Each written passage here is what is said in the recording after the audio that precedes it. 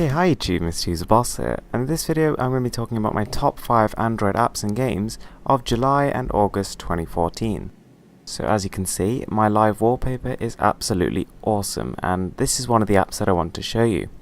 So this is called Paperland, and it's pretty much the coolest free live wallpaper that you can get, and you can just download it from the Play Store. So it literally has zero impact on the performance of the device, which is great, and it doesn't seem to drain battery very much, so that's also very good. Now, I mean, one of the massive benefits of this is that you can just click randomize, so if ever you get bored of the current scene, one click will instantly change it for you and you've got a totally new wallpaper all over again. And it's really great, and I just, you can't really get enough of this kind of thing. It's fun, it's playful, and it's actually really cute. So that's app number 1. Okay, so the second app is called Topia World Builder. Now this is a fairly recently released app, and it's actually got a lot of customization options. So it's a very standard god simulation game, but it's on Android, and there's actually very few on Android that you can sort of brag about, and this is actually probably one of the best. So you basically, you start in a randomly generated world, and you're given a set of tools, which are admittedly fairly basic. I mean, you can raise land, lower land, and add grass and terrain, as well as add animals, and I mean, I'm hoping more will be added in future updates, but at the minute that's all you can do.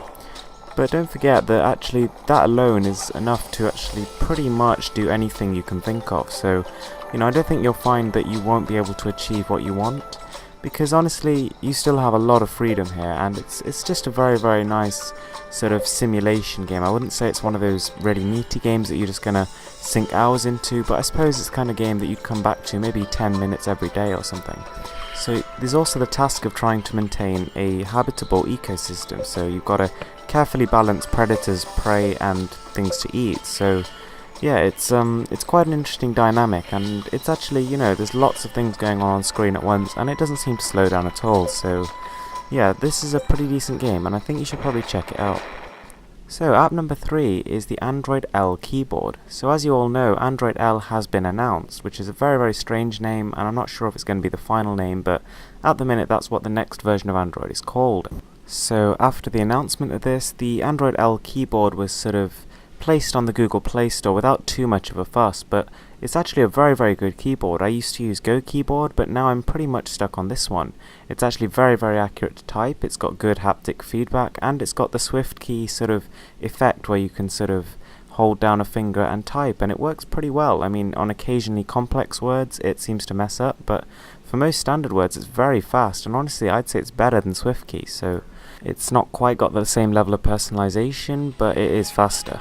So next up we've got Great Little Wargame number 2. So number 1 was a critically acclaimed success. It was really standout brilliant. It had amazing reviews, it was a really fun game, and it was totally unique, and it inspired a lot of turn-based strategy games to follow. And when number 2 released, a lot of people were actually disappointed because it didn't actually add much more, and it was still just the same, and a lot of people complained that the difficulty just wasn't up there.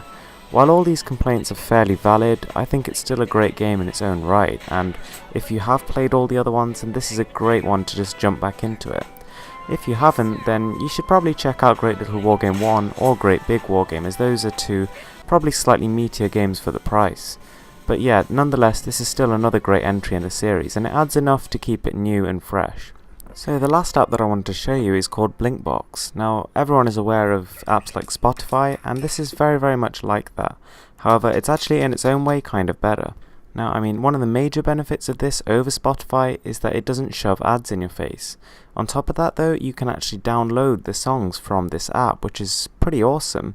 So with Spotify the only way you can do that is by paying a monthly fee and getting the premium package, whereas with Blinkbox, which is actually sponsored by Tesco, I'm not sure, it might actually be owned by them, but they have something to do with this, and it's free, so this is really great, and it's still got much of the features of those other apps. For example, you can create customized playlists based on songs you like and dislike, and the recommendations become better and better, so eventually every song will be one that you like.